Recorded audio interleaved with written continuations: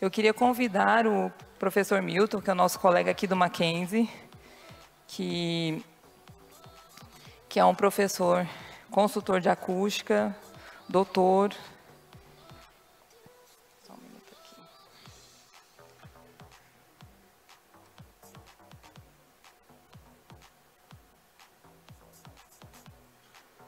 Só um minuto, gente. Tá bom.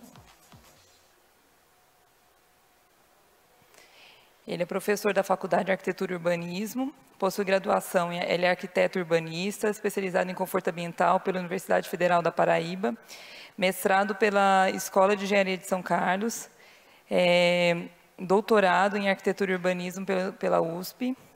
Atualmente é nosso professor adjunto da Universidade Presbiteriana Mackenzie e tem experiência na área de arquitetura, urbanismo, consultor em conforto ambiental e sustentabilidade, atuando em acústica arquitetônica, conforto lumínico, conforto térmico, planejamento urbano e sustentabilidade. Passo agora a palavra para ele. Bom dia. Queria, em nome dos organizadores, agradecer pela presença, né? E a gente está um pouquinho atrasado, mas vamos tentar, já que as apresentações estão todas já prontas, começar chamando, né, os nossos palestrantes convidados. Primeiro, agradecer a todos pelo convite. A professora Rani, por favor. Depois, o professor Juan e o professor, né? Pode ser professor, né? A gente está acostumado, o cachimbo entorta a boca, então é professor, tá? Por favor.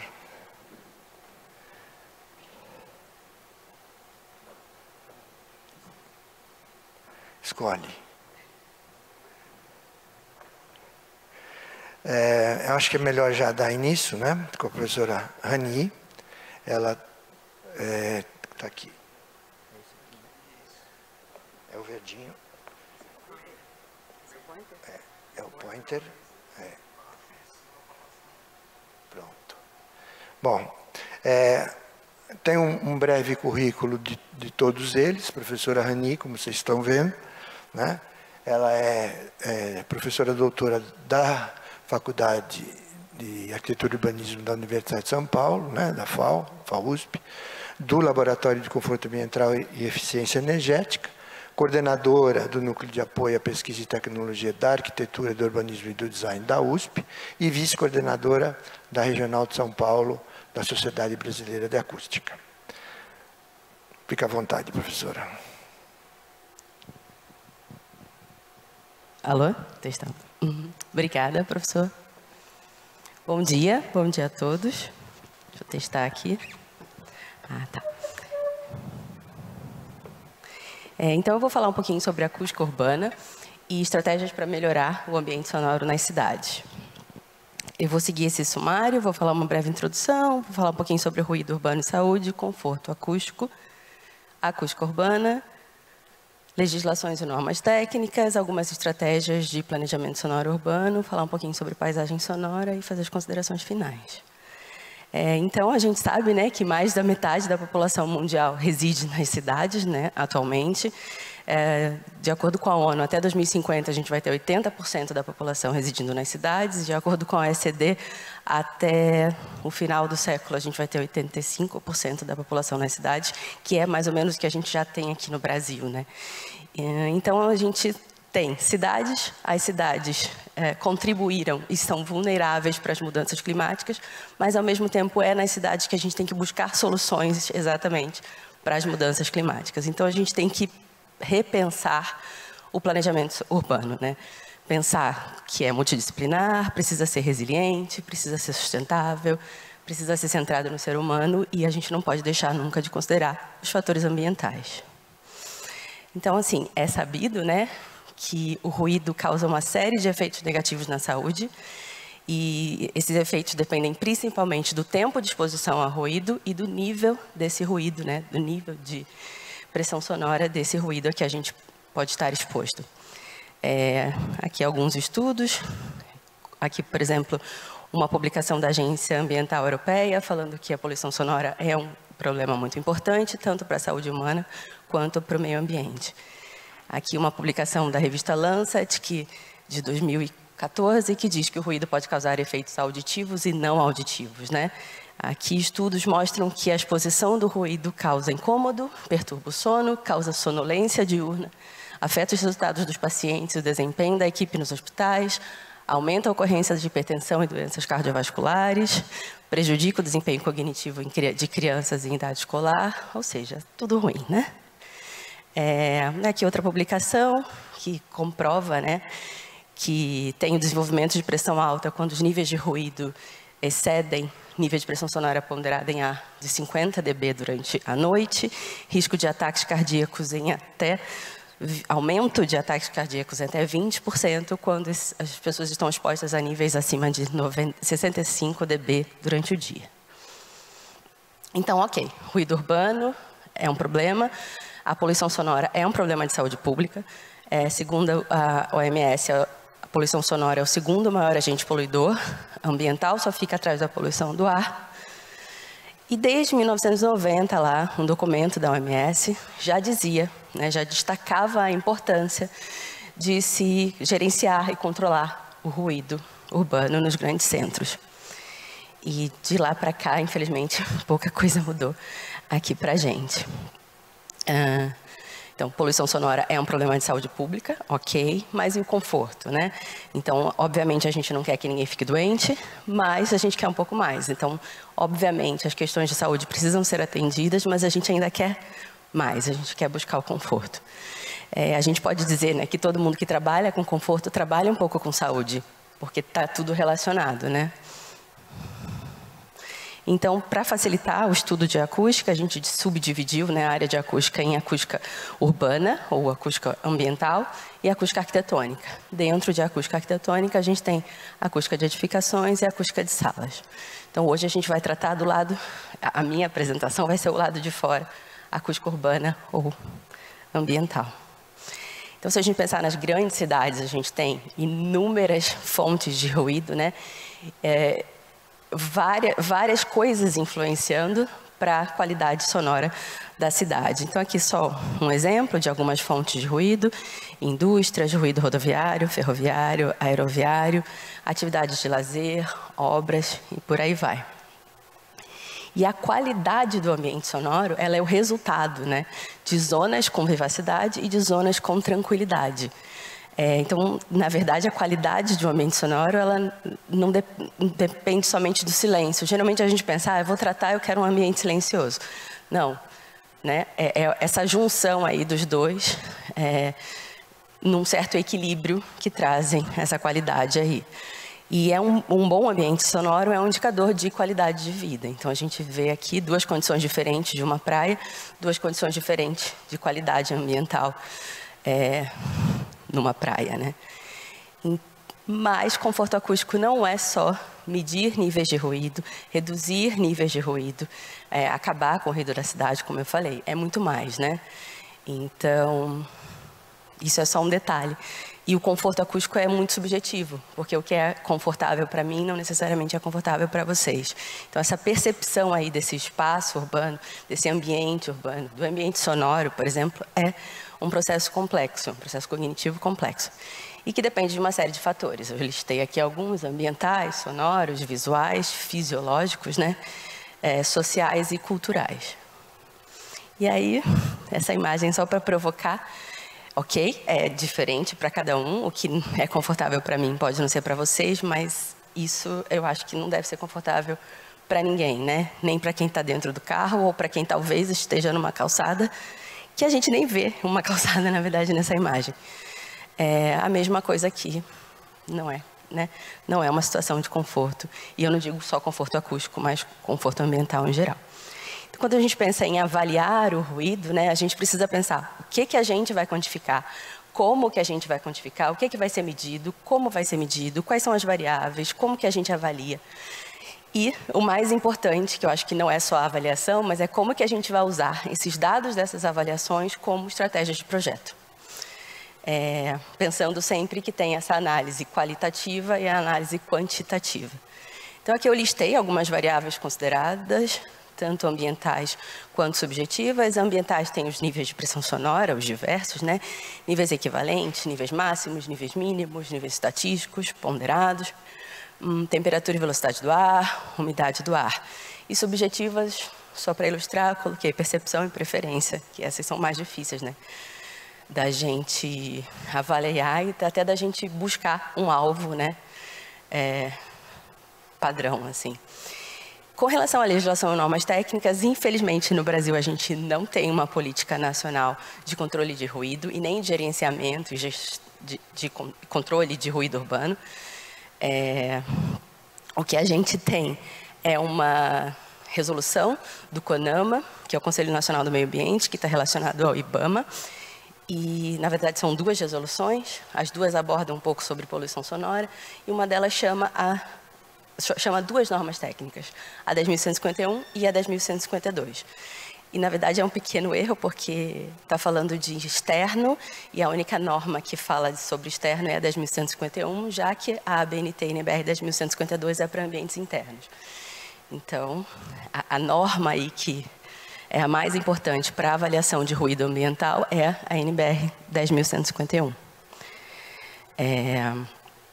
Que estabelece níveis, critérios, limites de ruído para nível de pressão sonora, para diferentes zonas da cidade, para diferentes horários para diferentes períodos do dia, né?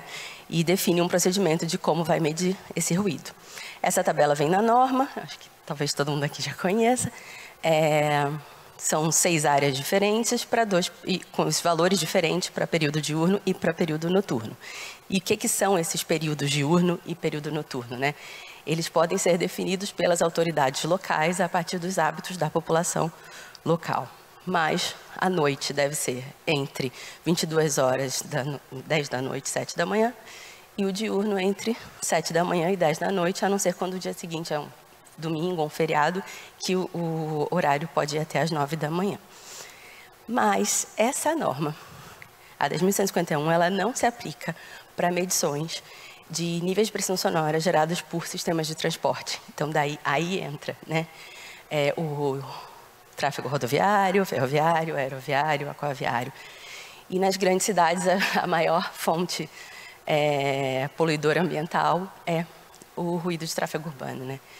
Então, quem vai regir, né, a norma que regirá esse tipo de medição, na verdade não é uma norma, é um conjunto de normas, que é esse número que está aqui, que é 16.425. Já tem 3 partes dela publicadas, a de ruído, acho que ferroviário, metroviário, e a primeira parte que é diretrizes gerais, assim, mas a de ruído rodoviário ela ainda não está pronta, está em elaboração. Aqui, só para resumir, uma imagem de uma apostila da Proacústica, indo de fora para dentro, né? Então, do lado de fora, a gente tem a 10.151. O que a gente teria também do lado de fora? A norma relativa ao sistema de transporte, que é a 16.425. E daí, quando a gente pensa em edificação, a gente só tem a 15.575, que é de edificações residenciais, que trata de isolamento do externo para o interno e entre ambientes. E internamente a gente tem a 10.152, que estabelece níveis de projeto e de avaliação de nível de pressão sonora, né? Limites para isso. Na prática, a gente trabalha com legislações municipais, né? Então, a gente tem a resolução do CONAMA, mas as cidades têm os seus planos diretores municipais, as suas leis de uso e ocupação do solo. E é importante que o conforto acústico seja considerado dentro dos planos diretores. Aí aqui é um exemplo da cidade de São Paulo. A gente tem plano diretor, a lei de parcelamento, uso e ocupação do solo. O plano diretor acabou de ser revisado, eu botei ainda a versão anterior. E a lei de parcelamento, uso e ocupação do solo está em revisão.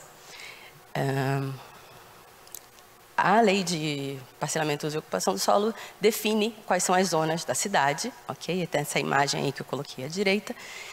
E traz um quadro, o quadro 4B, é o quadro de parâmetro de incomodidade. E um dos parâmetros de incomodidade é o nível critério para ambiente externo, que está relativo a emissões sonoras. E deixa eu destacar aqui.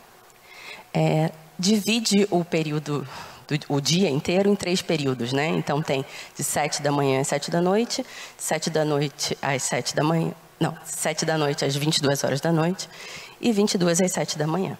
Lembrando que as leis municipais, elas não podem ser mais permissivas do que a legislação federal. Então, os níveis têm que estar de acordo com o estabelecido na norma técnica. A norma não é lei, mas a gente fala que ela tem poder de lei, né? Então, as cidades não podem ser mais permissivas, mas podem ser mais restritivas.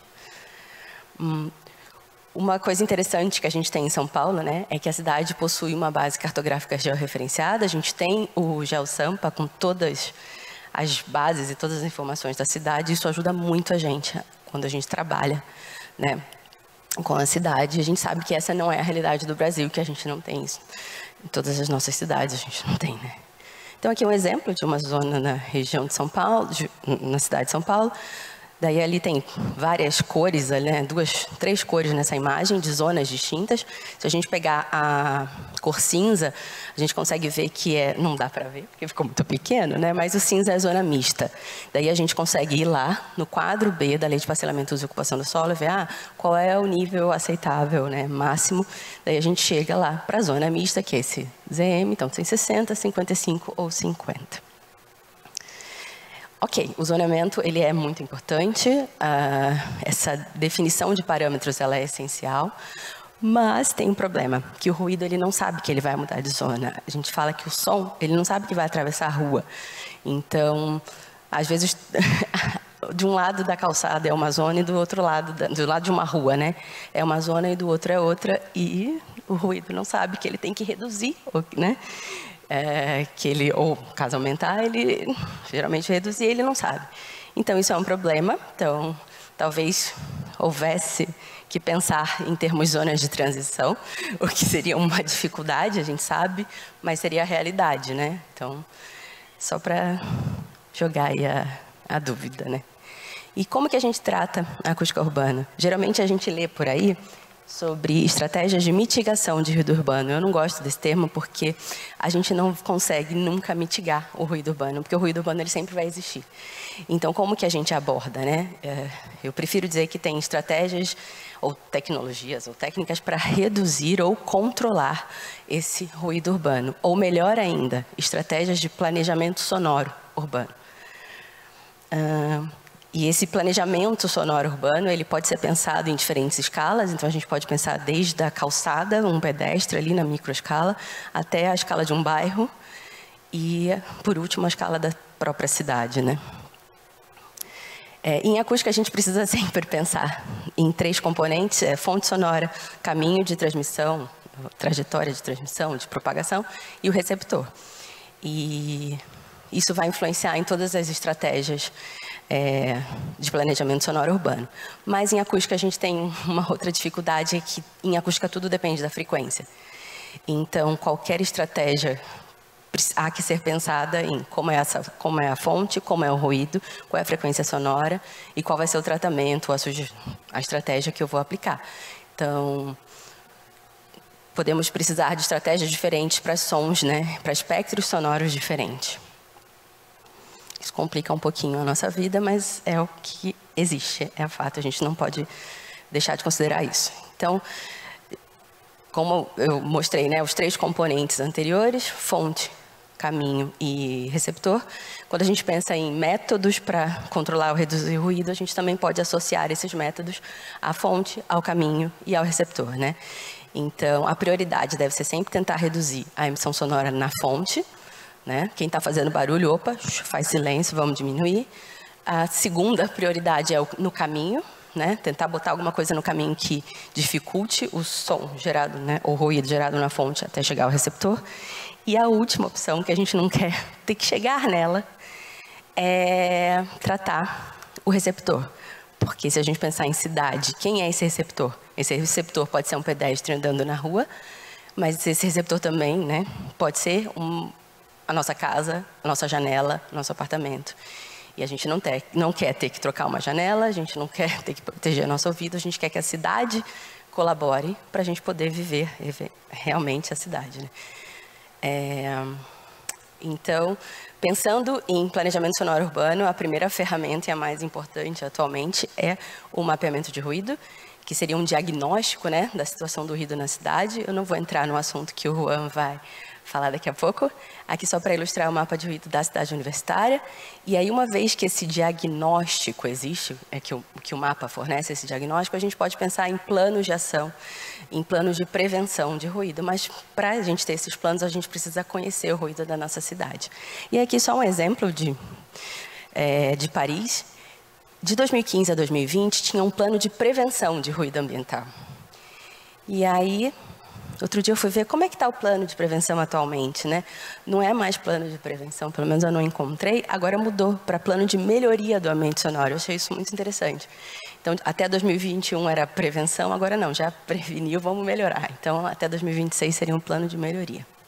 E aí, quando a gente fala de estratégias de controle de ruído, eu vou separar mais ou menos aqui por fonte e caminho de propagação, falar um pouquinho de receptor também. Com relação ao ruído de tráfego rodoviário, como que a gente pode tratar esse ruído na fonte? A gente tem uma infinidade de possibilidades. A gente pode tentar combinar diversas delas para poder obter o melhor resultado, mas eu vou falar bem rapidamente, tá? Primeira coisa, reduzir o tráfego, né? Proibir veículos pesados em centros urbanos, proibir caminhões ou ônibus não porque vai levar as pessoas, mas caminhões, veículos muito pesados em grandes centros urbanos, pensar em áreas de pedestres que os veículos não cheguem, restrições de horários de circulação, dar preferência ao transporte público. A gente pode pensar também em limitações de velocidade, lógico que isso vai depender, tudo depende, né, de cada caso é um caso, mas a gente consegue, reduzindo velocidade, reduzir um pouquinho do nível de pressão sonora gerado. O que mais? A gente pode pensar em sistema variável de velocidade, dependendo do horário do dia, a velocidade pode mudar. Uso de transportes alternativos, priorizar veículos leves ao invés de veículos pesados. Pensar em, vamos usar bicicleta, não vamos usar carro, né? Veículos não motorizados.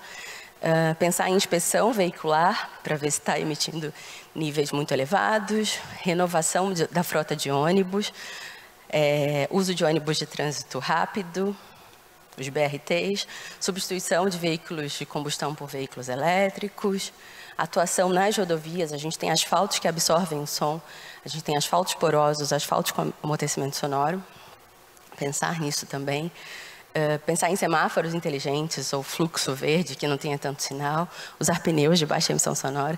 Deixo um agradecimento aqui ao TED, porque essa imagem eu peguei do trabalho do TED, do mestrado dele. Ontem eu falei, olha, eu vou usar na minha apresentação. Então, pneus que absorvem, né, o ruído. São contribuições relativamente pequenas, mas há que se pensar tudo no conjunto, né? A gente pode pensar também no desenho dos perfis da cidade, pensando em perfis adequados. Aí aqui tem 3 exemplos. O primeiro é um perfil plano. Então, a gente tem a fonte ali. Se a gente tiver um receptor, né, para um perfil plano, o som gerado na fonte ele pode ir diretamente para o receptor, mas se a gente brincar, né, com desníveis, com barreiras, colocar um talude, um morro no meio do caminho, aí esse som pode já não chegar. E por último, ali do lado direito tem um perfil côncavo, que se a gente pensar, se tiver uma pessoa andando ali, coitada dela, porque está, né, tendo reflexão dos dois lados, e aí tem um aumento ali do nível de pressão sonora, mas se for um túnel, se for um local só para carro, né, que seja de curta permanência, não tem problema, a gente pode pensar nisso. Redesenhar o espaço urbano, redirecionar o tráfego, distanciar as zonas ruidosas de zonas silenciosas, tentar criar o que em inglês chamam de quiet areas ou quiet zones, que acho que em português pode ser área silenciosa ou área tranquila, né? Pensar na localização, né? No planejamento urbano mesmo, onde vai ficar o aeroporto.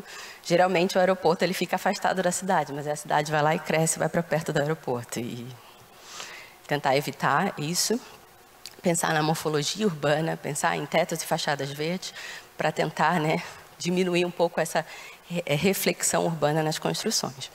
Então, tudo que eu estava falando aqui até agora era para redução na fonte, né? Então, se a gente pensar na redução no caminho de propagação, o que a gente pode ter? Qualquer coisa no meio do caminho entre a fonte e o receptor. Então, qualquer obstáculo sonoro, né, que impeça a transmissão de um ponto para outro. Então, podem ser barreiras naturais ou barreiras artificiais, pode ser um próprio edifício, pode ser um morro, pode ser um talude, e por aí vai.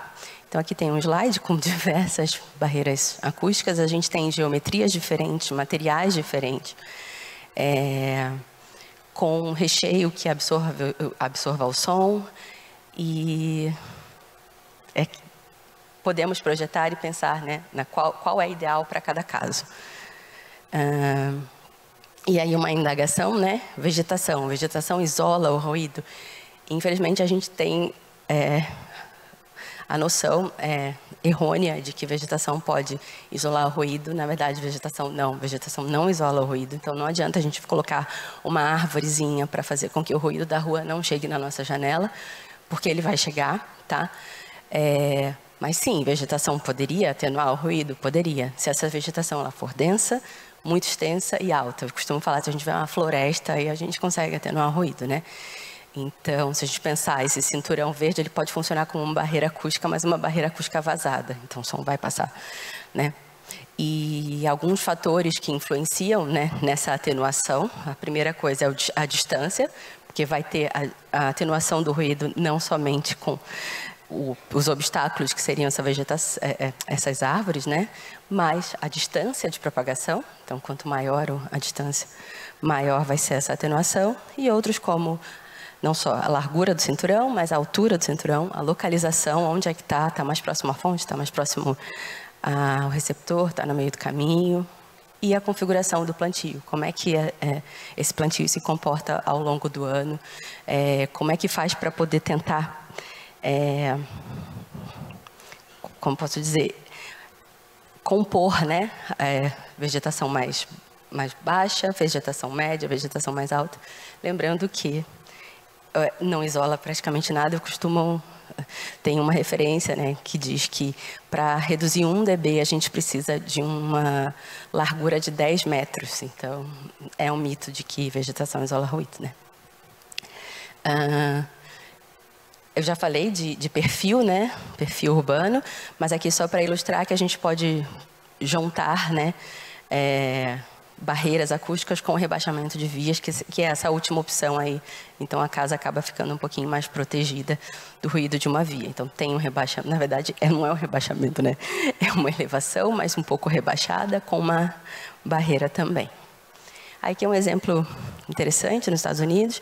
É um condomínio, uma via, né, que fica ao lado de um condomínio residencial. Não existia essa via. Quando construíram essa rodovia, os moradores começaram a reclamar, falando que o ruído estava incomodando. Então, resolveram colocar uma barreira acústica, só que essa barreira está camuflada com vegetação. Então, essa imagem da esquerda, a gente consegue ver que tem uma barreira de madeira no meio, mas tem vegetação em volta. E quando a gente passa de carro, a gente mal vê. Essas imagens eu peguei no Google Street View, e precisei ficar procurando até ver onde aparecia, porque em grande parte dessa rodovia não aparece. Então, as pessoas podem achar que, nossa, olha só, as árvores estão isolando, mas não, na verdade tem uma barreira ali no meio, né, que está camuflada aí pelas árvores. E aí, falei um pouco de ruído de tráfego rodoviário. Vou falar bem rapidamente de redução de ruído para... Falei para rodoviário, vou falar de tráfego ferroviário e aeroviário. Para tráfego ferroviário, a gente tem diferentes estratégias de tentar reduzir o ruído gerado pelo trem ou pelo atrito, né, entre trilho e máquina. Então, é um mundo, né, de estudos tentando reduzir vibração e propagação sonora. Então, não vou entrar nesse detalhe. Só listei aqui o que pode ser, né? Amortecimento também sob os trilhos, amortecimento do próprio trilho. O trilho está sobre uma laje flutuante para não vibrar em volta, para propagar menos e por aí vai. E ali embaixo eu botei renovação da frota do transporte público, da mesma forma que eu falei para os ônibus, a gente também pode ter para os trens, e o veículo leve sobre trilhos também. No caminho de propagação, a gente volta para o mesmo anterior, que seriam as barreiras acústicas. Quando a gente pensa na redução de ruído de tráfego aeroviário, a gente tem algumas alternativas, tentar utilizar aeronaves mais silenciosas, tentar retirar, né, de circulação as aeronaves mais barulhentas. Tem estratégias como desvio de rota, jeitos diferentes, né, que alguns pilotos mais experientes já sabem decolar ou aterrissar, que seja mais silencioso, que impacte menos na população em volta do aeroporto. E tem as restrições operacionais também, né, como horários de funcionamento do aeroporto, restrições de funcionamento, restrições de número de decolagem e aterrissagem também. No caminho de propagação, barreira acústica, e aqui só para, né, não deixar passar, eu botei também redução de ruído no receptor, que é pensar, né, na janela, como eu disse, é o que a gente não quer ter que fazer, né.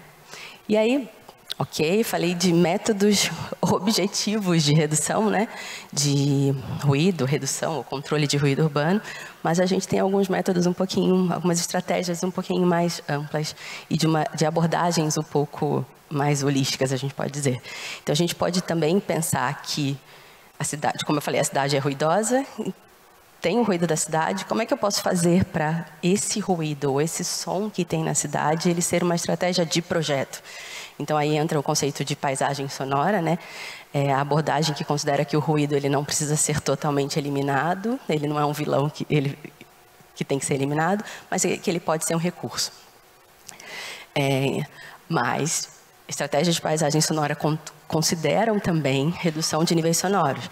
Não é só colocar uma fonte d'água, uma queda d'água e o barulho da queda d'água. Não é colocar sons da natureza, não é somente isso. A gente tem que tentar reduzir, sim, os níveis e depois, né, dessa redução possível, pensar em outras aplicações aí para a paisagem sonora. Então, melhorar a percepção audiovisual, além de reduzir os níveis sonoros. E a ideia é aplicar esse conceito, né, de paisagem sonora a projetos para serem estratégias de planejamento sonoro urbano. Aí aqui um exemplo aqui embaixo de uma transformação de paisagem sonora, onde passava só carro, deixou de ser uma passagem de veículos e passou a ser tipo uma praça, né, para as pessoas usarem com uma fonte d'água e por aí vai. Aqui tem um exemplo de Barcelona. Eu não sei se eu vou conseguir colocar para tocar. Deixa eu ver. Vai. Os carros passavam, tiraram os carros.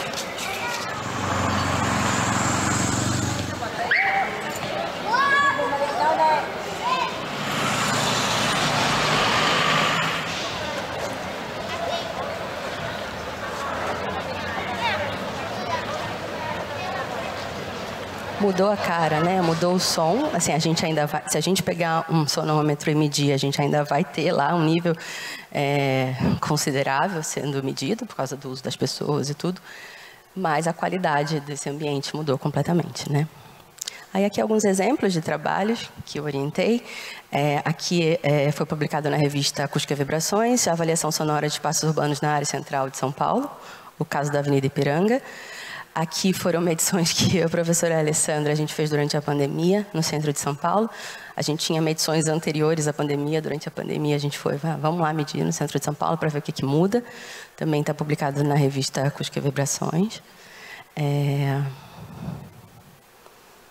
Aqui é uma dissertação de mestrado de um aluno meu, do Michael, que ele estudou paisagem sonora do Bexiga, em São Paulo.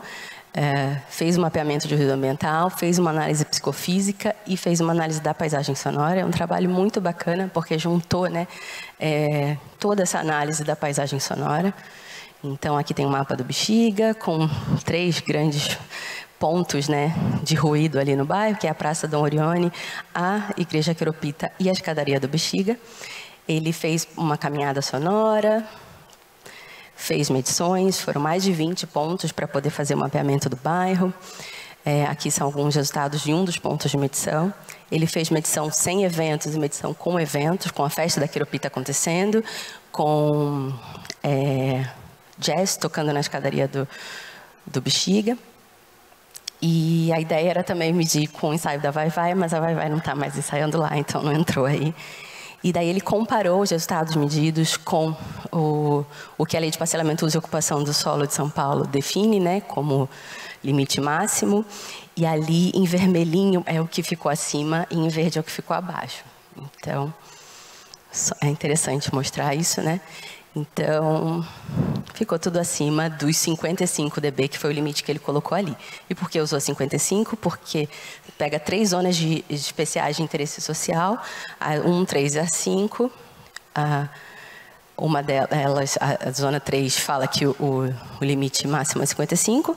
A ABNT 10.151 fala para a zona estritamente residencial que o limite máximo é 55. E a OMS, a Organização Mundial da Saúde, também define um nível aceitável aí para não causar desconforto de 55 dB como nível máximo diurno. Ele fez gravações binaurais para poder estudar diferentes parâmetros psicoacústicos. Ele fez análise quantitativa, fez entrevistas, fez reconhecimento dos participantes, identificou as fontes sonoras, fez o estudo da qualidade afetiva percebida, que cada um sente para as diferentes fontes, né, para os diferentes pontos de medição, e fez uma avaliação do ambiente sonoro circundante também. Aqui é uma medição da escadaria do Bexiga com um evento de jazz. Eu não sei se eu vou conseguir botar. E tinha também da Quiropita, mas sobrepôs a outra. Deixa eu ver, não foi. Mas tudo bem. Outra era uma gravação também binaural da festa da Quiropita. Foi um trabalho bem bacana. Esse trabalho ele não visava propor estratégias de planejamento sonoro urbano, ele visava exatamente estudar e tentar registrar para o futuro como que é a paisagem do bairro, que já vem sofrendo mudança ao longo do tempo, exatamente com mudanças que estão acontecendo no bairro de uns tempos para cá. Então, ficou um trabalho bem rico, bem bacana. Agora, algumas considerações finais. Os espaços urbanos precisam ser gerenciados com cuidado. Arquitetos e urbanistas desempenham um papel importante na percepção do ambiente urbano. A gente precisa incluir o ambiente sonoro em todos os nossos projetos arquitetônicos, assim como os aspectos visuais. A gente tem que pensar, né? Fecha o olho e projeta com o olho fechado. Como vai soar esse ambiente? Né? Como vai ser o som dentro desse ambiente? Como o som vai se comportar em diferentes horários do dia, em diferentes épocas do ano? Né? Não só pensar no visual, mas pensar no aspecto sonoro. Pensando em criar ambientes sonoros agradáveis. Então, lembrando que a cidade ela é ruidosa, ela tem ruído, o ruído vai continuar existindo. E como que a gente vai conviver da melhor maneira possível com esse ruído da cidade? Como que a gente vai tratar essa cidade da melhor maneira para que a gente consiga abrir janelas, né? A gente precisa compatibilizar as diferentes vertentes de conforto. A gente não quer uma janela fechada, a gente quer ventilação, a gente quer abrir janela. Mas se a cidade é ruidosa, como que eu vou abrir a janela? Então, vamos tratar de fora para dentro, né? Vamos tratar a cidade, vamos tentar reduzir de forma que a gente consiga abrir a janela. Vai entrar um pouco de ruído? Vai, a cidade é viva, tem ruído da cidade. Mas como entra pouco a ponto de abrir uma janela não incomodar tanto, né? Então, não apenas projetar espaços que excluam ou reduzam o ruído, mas espaços que incorporem essa paisagem sonora aí para melhorar o conforto acústico da cidade, o bem-estar, a qualidade de vida, recuperação da sociedade, por aí vai. Tem que ser incluído desde o início do planejamento urbano, o planejamento sonoro urbano. A gente não tem planejadores sonoros urbanos no Brasil, mas é uma profissão, acho que deveria existir. Espero que em breve exista. Que seja alguém que consiga conversar com os planejadores urbanos, mas que mostre, né, como que é a parte de acústica. E para compatibilizar tudo, que consiga conversar. Geralmente a gente é muito multidisciplinar, né? Agora o desafio é como inovar, como fazer diferente, como não continuar fazendo o que a gente já está fazendo até hoje, né? Então pensar em estratégias de projeto inovadoras, integradas ao desenho urbano, que considerem as variáveis ambientais, todas as vertentes de conforto, e para melhorar o conforto acústico tentar juntar paisagem sonora e controle e redução de ruído. que é o que a gente chama de planejamento sonoro urbano, que a gente não tem na nossa cidade. Aí aqui, só caso alguém tenha interesse, em 2019 a gente organizou um seminário sobre mapeamento sonoro na FAUSP. Alguns colegas que estão aqui e aqui estavam presentes lá, e todas as palestras estão disponíveis no YouTube. Então foram 8 horas de evento, dá para assistir lá. Foi um evento bem bacana, veio professores de todos os lugares do Brasil, veio um professor do Chile, foi bem legal. Então aqui tem um QR Code que leva para lá. Aí vou aproveitar o merchan, né? A propaganda. No ano passado a gente organizou também um seminário sobre paisagem sonora urbana, dentro do Núcleo de Apoio à Pesquisa em Tecnologia da Arquitetura do Urbanismo, que é o NUTAL, e todas as palestras também estão disponíveis no YouTube. Foi online, não foi presencial, o outro foi presencial porque foi antes da pandemia, mas o fato de ser online foi muito bacana porque a gente conseguiu ter professores de vários lugares do mundo, incluindo 2 professores premiados internacionalmente, que são o Yan Kang e o Francesco Aleta. Então, as palestras também estão lá disponíveis no YouTube. E fica aqui o convite, que esse mês a gente vai ter o encontro da Sociedade Brasileira de Acústica em Natal. Quem gostar da área, quem tiver algum interesse, ainda dá tempo de se inscrever. A passagem vai estar um pouco cara, porque está um pouco em cima da hora, mas fica aqui o convite, tá bom? Obrigada, gente.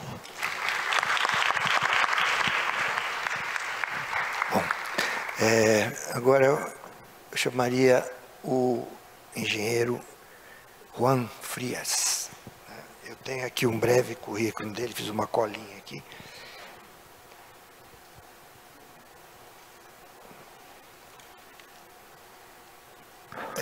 Ele é graduado em Engenharia Acústica pela Universidade Politécnica de Madrid. Participou da Associação Espanhola para a Qualidade Acústica, participou na Espanha e no Brasil de diversos congressos nacionais e internacionais de acústica, dentre eles Internós e Técnica Acústica, Sobrac, Temac, etc. Como palestrante e como organizador desses eventos. Participou na Espanha como secretário do Comitê Técnico de Normalização Acústica, participou do Comitê Técnico da Construção Sustentável da Associação Espanhola de Normalização, participou em projetos europeus, como o COST-TU 901, sobre a harmonização de parâmetros acústicos na edificação, coordena o grupo de trabalho de acústica ambiental da Proacústica, é membro da Sociedade Brasileira de Acústica, a Sobrac, é membro do Comitê de Construção Civil e Comissão Especial de Acústica da Associação Brasileira de Normas Técnicas, a BNT, e é sócio-diretor da Bracústica. Juan, a bola é sua. Perfeito. Bom dia, muito obrigado, Milton.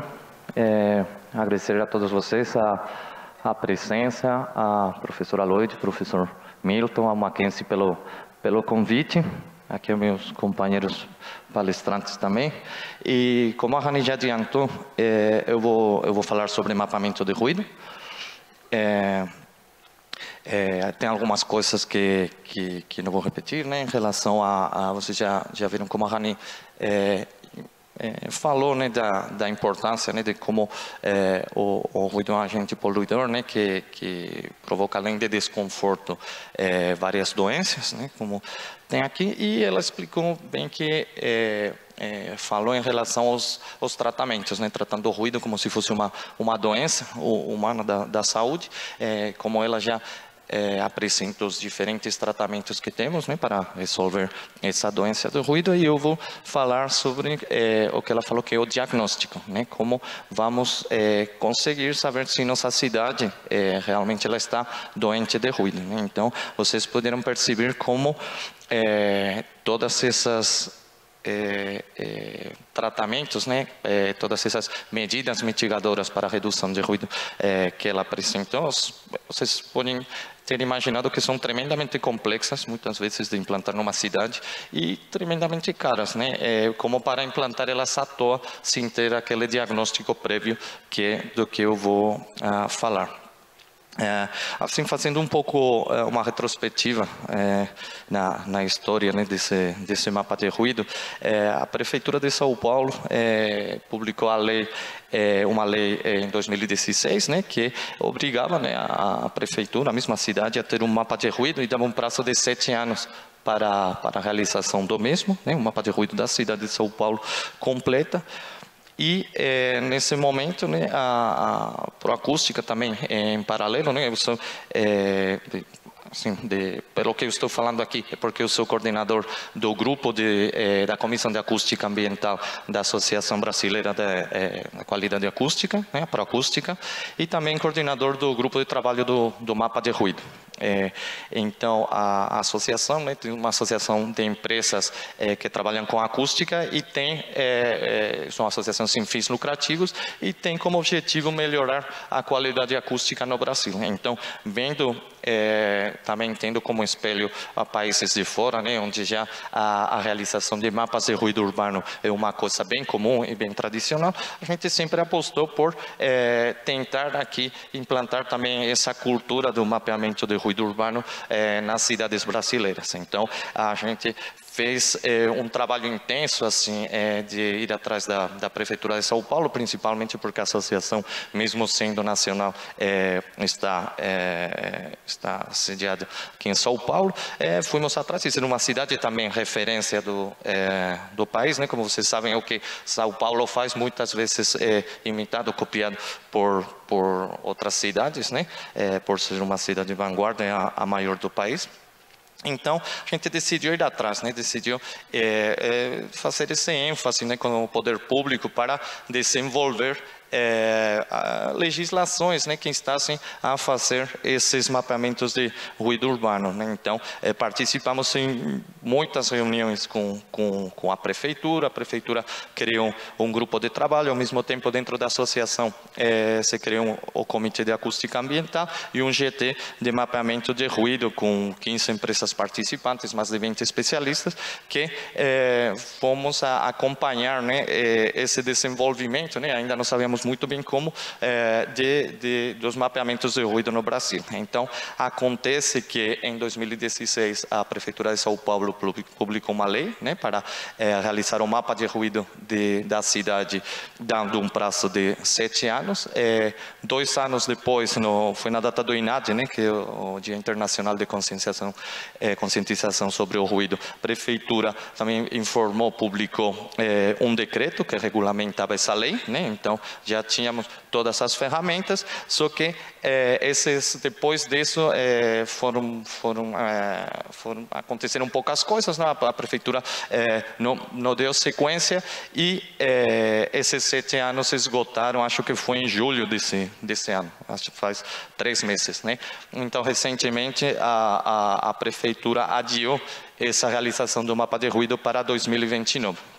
Enquanto isso, a associação, estávamos participando de várias reuniões, né, lá na prefeitura, e a gente viu que tinha muitos agentes envolvidos, você tinha pessoas de mobilidade, metrô, CPTM,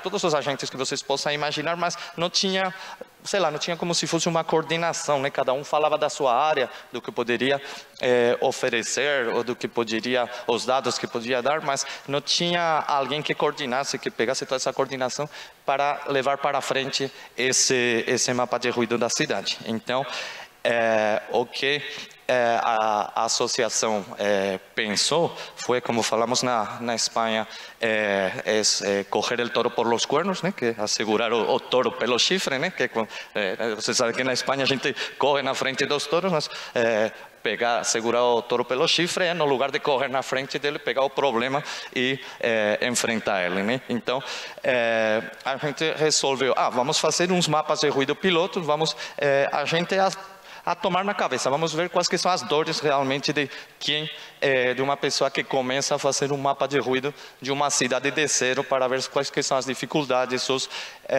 problemas que enfrenta, e ao mesmo tempo demonstrar para o poder público, não só de São Paulo, também de outras cidades, que também não é um bicho de 7 cabeças, né? Sino que é uma coisa perfeitamente viável com a tecnologia atual, né, e dá para fazer, né? Outra coisa é o que a Rani apresentou, né, que aí precisa de ter muita bala, né, para conseguir implantar, né? Mas o mapa de ruído realmente com a tecnologia atual é uma coisa perfeitamente assumível. Então, a associação lançou, a gente lançou com coincidindo com a data do INADE, né, do Dia de Conscientização contra a poluição sonora, 2 mapas de ruído, primeiro um projeto piloto de uma área mais reduzida e depois em 2019, ou seja, foi em 2018, em 2019, um mapa de ruído da Operação Urbana Centro de São Paulo com uma abrangência um pouco maior. Vou falar aqui que não esqueço, agradecer a nossas gerentes técnicas da associação, tanto a Thalita como quem que foi a Priscila, exatamente. É que eu sempre me sai o nome da gerente técnica da Espanha que tinha que é Rossi, mas a Thalita e a Priscila, agradecer que foram as que levaram esses 2 trabalhos nas costas, realmente.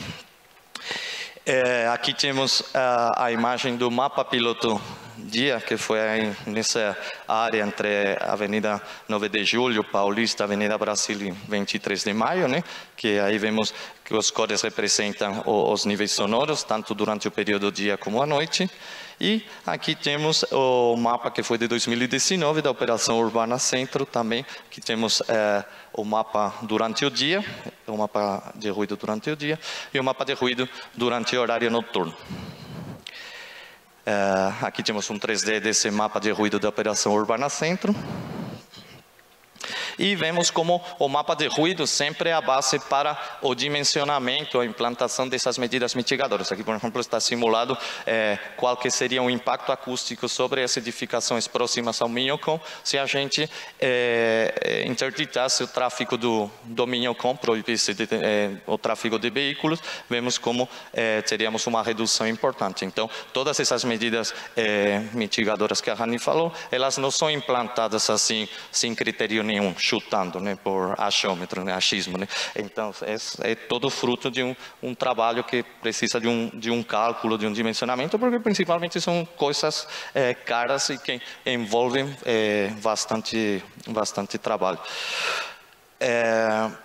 Então, a fase para elaborar esses mapas de ruído, né, aqui temos o principal, acho que sei lá, o 90% do trabalho e o 90% do esforço e da qualidade deles depende 90% do sucesso do mapa de ruído mais, são os dados de entrada, né? Realmente, com a tecnologia atual que temos em software de modelagem e simulação, tudo resulta bem simples de realizar, exceto como conseguir uns dados bons, né? Porque vocês sabem essa que sempre se fala, né? Se eu coloco uma coisa ruim na entrada de um método de cálculo, vai sair uma porcaria também na saída, né? Então, realmente a gente viu que praticamente a totalidade do processo dependia de como obter uns dados de entrada de qualidade para realizar esse mapa de ruído. Então, aí temos quais que são as informações necessárias para a elaboração desse mapa de ruído de São Paulo. Vemos que são aí nessa coluna 14 informações que eu preciso coletar para colocar dentro do meu software de simulação e obter meu mapa de ruído. E para isso tivemos a sorte de contar com esse guia.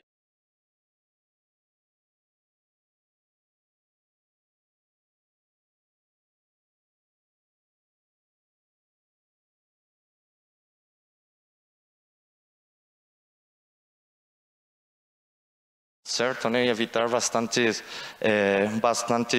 dores, assim, bastantes quebradeiros de cabeça, né? Que outros já sofreram anteriormente. Então, esse guia o que nos fala é como, sei lá, temos um dado, se eu não tenho esse dado, o que eu faço? Não faço um mapa? Não, isso que a gente queria demonstrar para a prefeitura, sino que temos várias alternativas. Igual não tenho um dado ótimo, mas igual não tenho um dado de uma qualidade intermediária. Vamos para frente com esse dado de qualidade intermediária, vamos ver como sai o mapa, e na rodada seguinte, igual daqui a 5 anos, já vamos ter um dado melhor, vamos ter um mapa mais refinado, vamos ter umas informações mais qualidade, mas se esperamos a ter todos os dados ótimos, nunca vamos fazer um mapa. E na Europa também aconteceu a mesma coisa, né? Começaram a rodar com o que tinham, e hoje os mapas são de muita maior qualidade dos que a primeira rodada, onde ninguém sabia realmente onde está pisando, né? Então, na Espanha também se fala, né, que o movimento se demonstra caminhando, né? Então, acho que isso foi o que a associação resolveu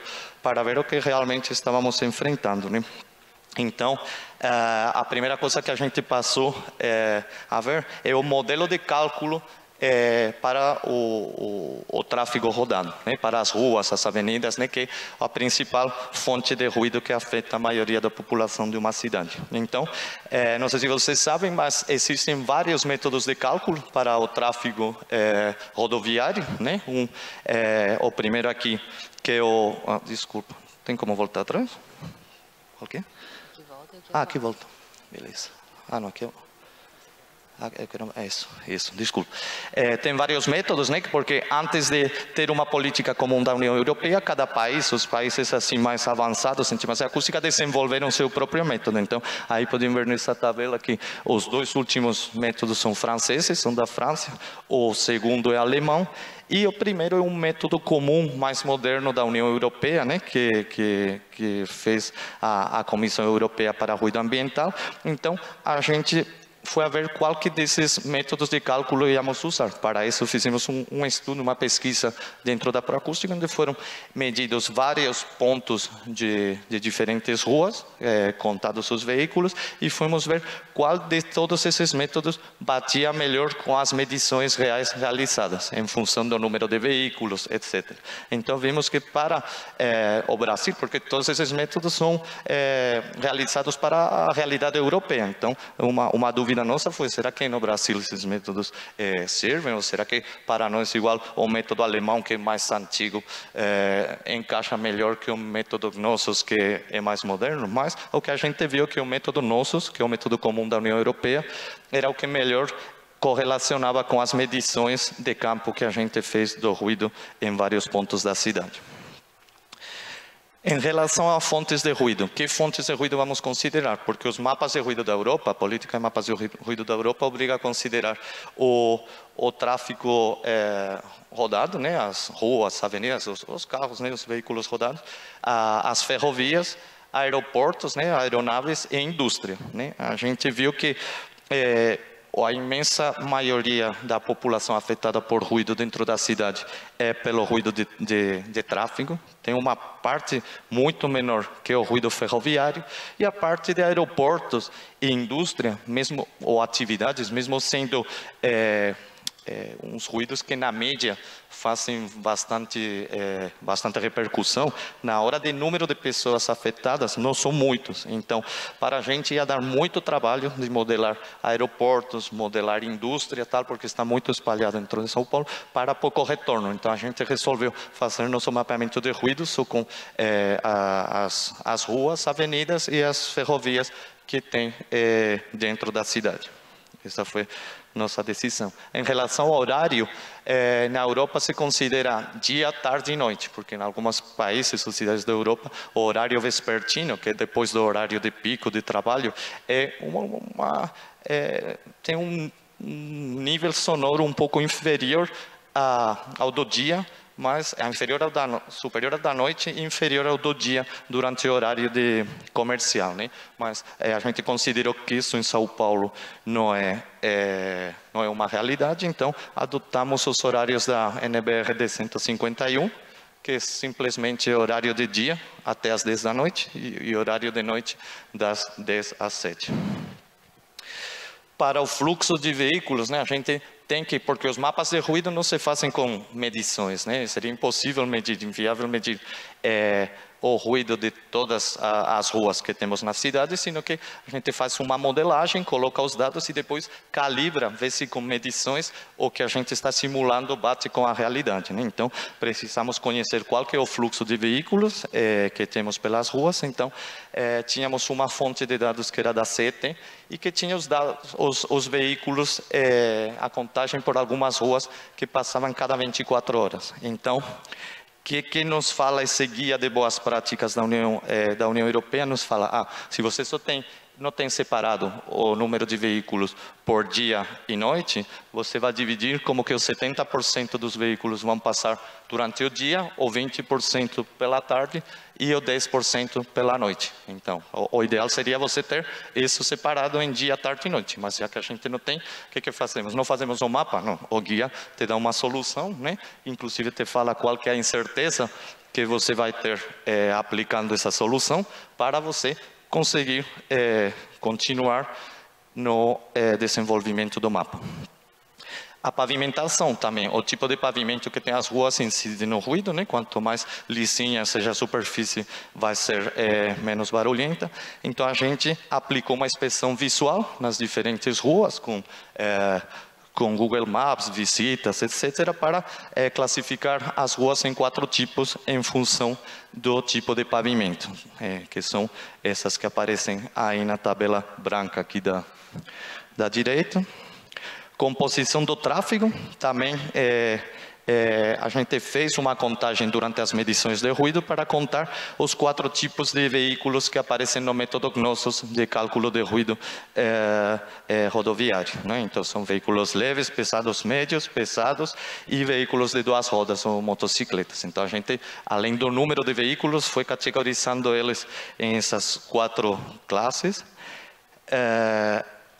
Temos a elevação e absorção do terreno também. A gente, através da topografia, né, através do geosampa, a gente foi vendo, né, os diferentes relevos da cidade, que também tem incidência na propagação do som. As edificações, a gente usou o OpenStreetMap para obter elas. Foi praticamente das coisas mais simples. Depois fomos verificando se realmente tudo batia com a realidade, mas conseguimos importar muitas edificações, a maioria dessa plataforma. Meteorologia, tínhamos os dados médios de temperatura e umidade relativa diurno e noturno da cidade, então isso foi tranquilo. Velocidade, a gente fez um estudo, uma pesquisa em relação a correlaciona melhor com as medições, usar a velocidade máxima da via, a que vem na placa, ou a velocidade média real pela que circulam os veículos. A gente viu que mesmo correlacionando melhor a velocidade média, a gente usou a máxima por ser mais desfavorável e sempre estar do lado da segurança. Gradiente das ruas também, porque não é a mesma coisa em relação ao ruído. Se eu estou subindo uma rua que é íngreme, uma rua que tem uma ladeira, eu estou descendo, né? O ruído que faz um ônibus quando sube uma ladeira é muito maior que quando ele está descendo, então isso também tivemos que ter em conta. Os semáforos, vimos que não tinha muita diferença entre colocar semáforos ou não dentro do modelo de simulação, mas ia dar muito trabalho para fazer, ia demorar muito para ter pouco retorno em relação à qualidade dos resultados, então a gente resolveu não colocar para simplificar. O número de reflexões também, porque o número de reflexões que você usa para calcular pode aumentar muito o tempo de cálculo.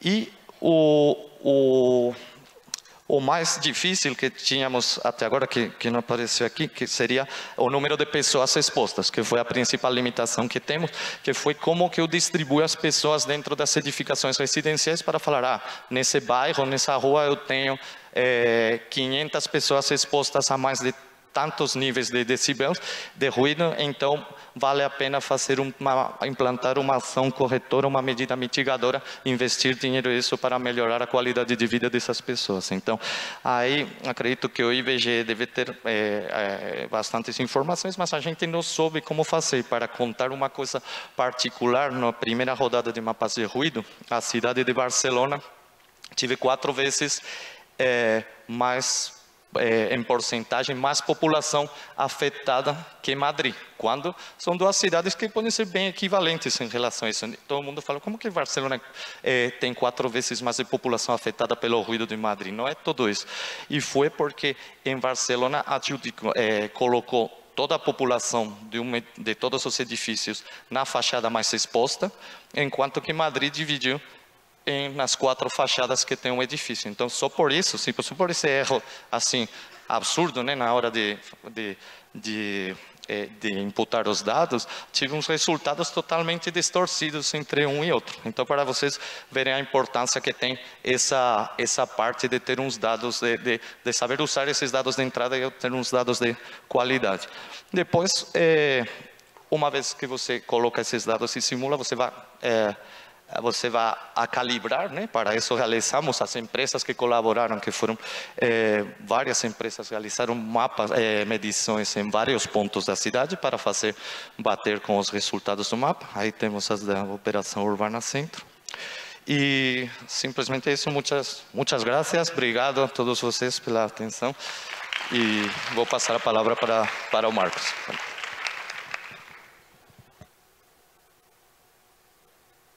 Muito obrigado, Juan. Agora eu passaria para o arquiteto Marcos Holtz, também tem uma colinha para ele aqui,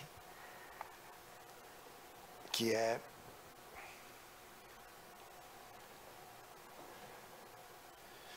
Ele é graduado em arquitetura pela Fundação Armando Álvares Penteado, mestre em arquitetura e urbanismo pela FAO, na área de tecnologia, com estudo de maneira de mapear paisagens sonoras com a inclusão do contexto, o soundscape, propondo intervenções para a qualificação de paisagens sonoras degradadas.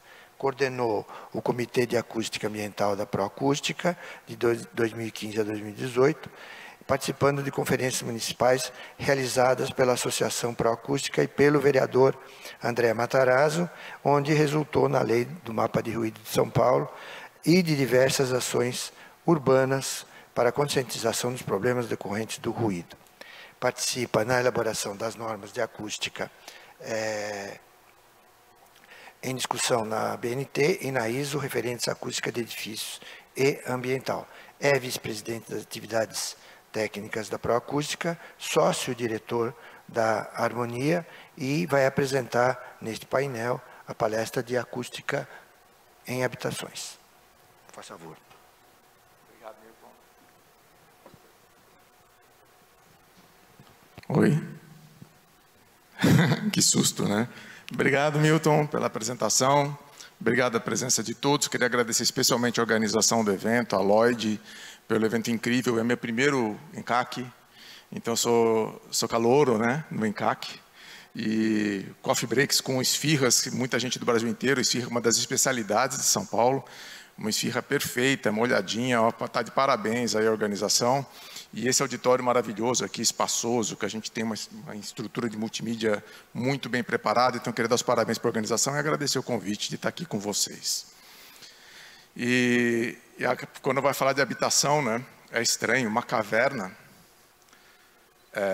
Pois é, isso foi a nossa habitação por 1,8 milhões de anos, né? Isso foi um dado que eu peguei ontem. Eu tive que atualizar ontem a apresentação, porque ontem descobriram uma caverna na África do Sul com ocupação humana há 1,8 milhões de anos, né?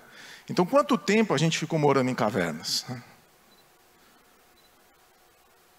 Praticamente 1,8 milhões de anos, porque é só há 10 mil anos que o homem conseguiu domesticar as plantas.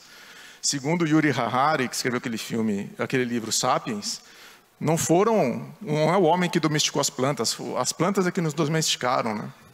A gente faz tudo o que elas precisam, na hora que elas precisam, e a gente espalhou elas pelo mundo todo. Então as plantas nos domesticaram muito bem, né? E, em troca, a gente pôde ficar no mesmo lugar. A gente não precisava mais procurar abrigo, né?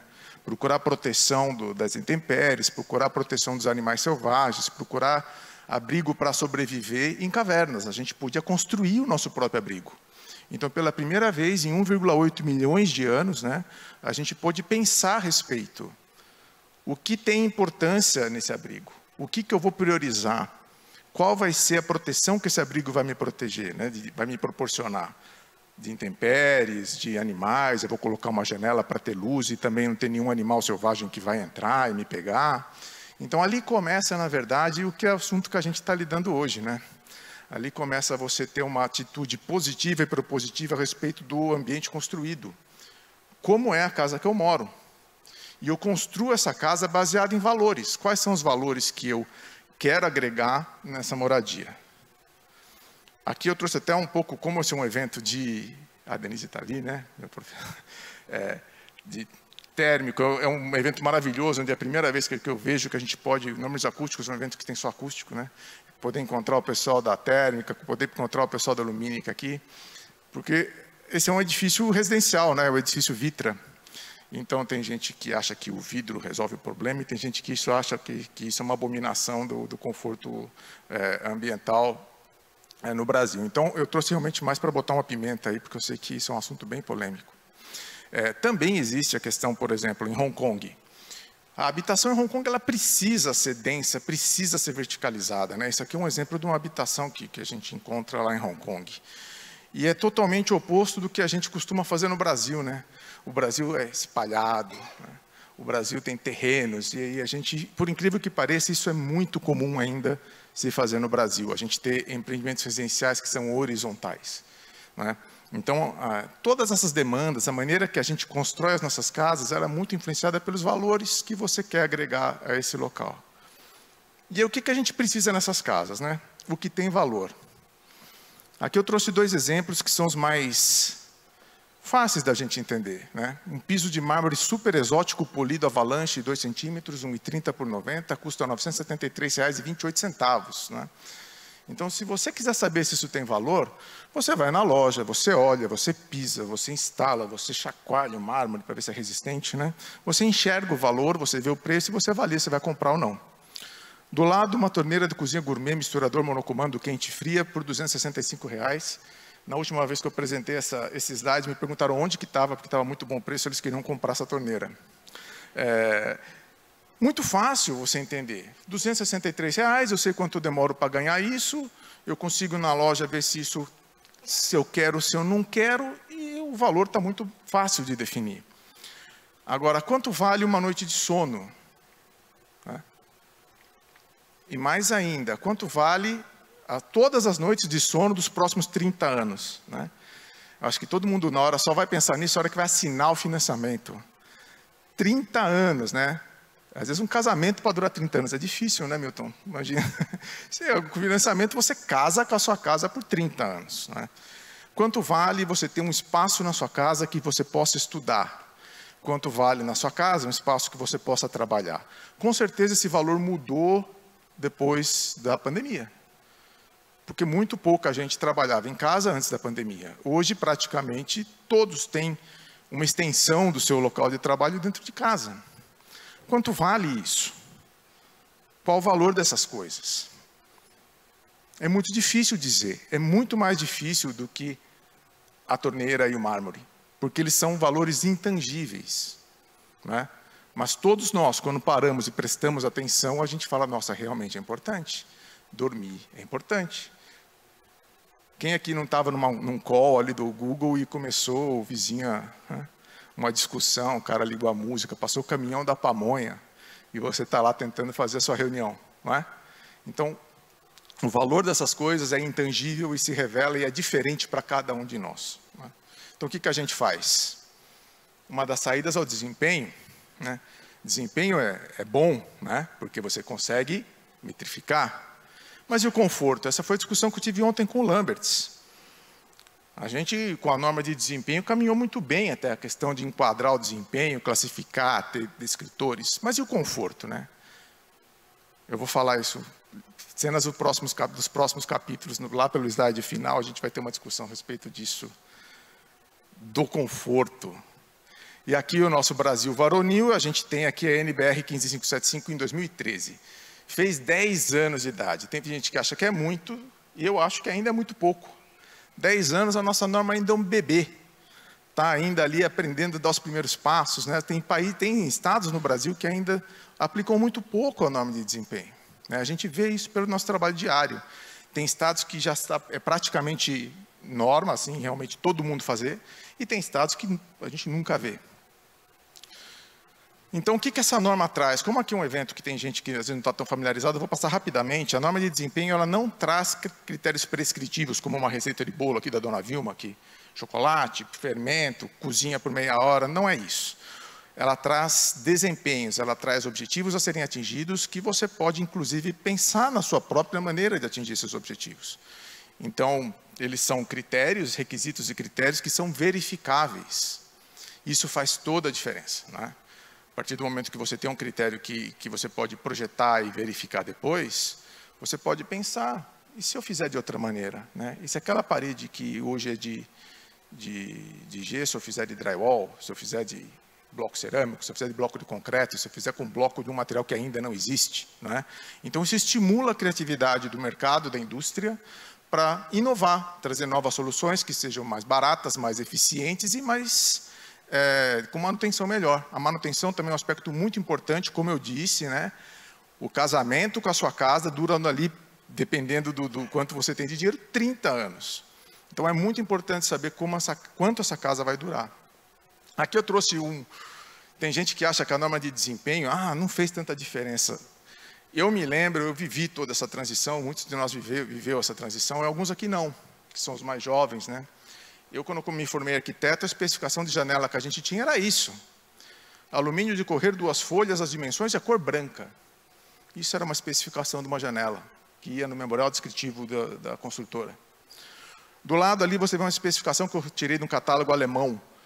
Cada elipse vermelha é uma norma técnica, correspondente a um tipo de requisito que aquela janela atende, né? E a gente está ali, ó, a acústica está ali, ISO 140 parte 3, que agora foi substituída pela família 10140, mas tem ali até resistência ao ladrãozinho, resistência, vazamento de ar, tem ali um resistente à bala, tem ali um resistente se você se chocar com a janela. Então, todos esses critérios, na verdade, eles te ajudam a fazer uma especificação que você sabe o que você está colocando no empreendimento. Então, a norma de desempenho permitiu que a gente projete, construa e, no final de tudo, possa medir.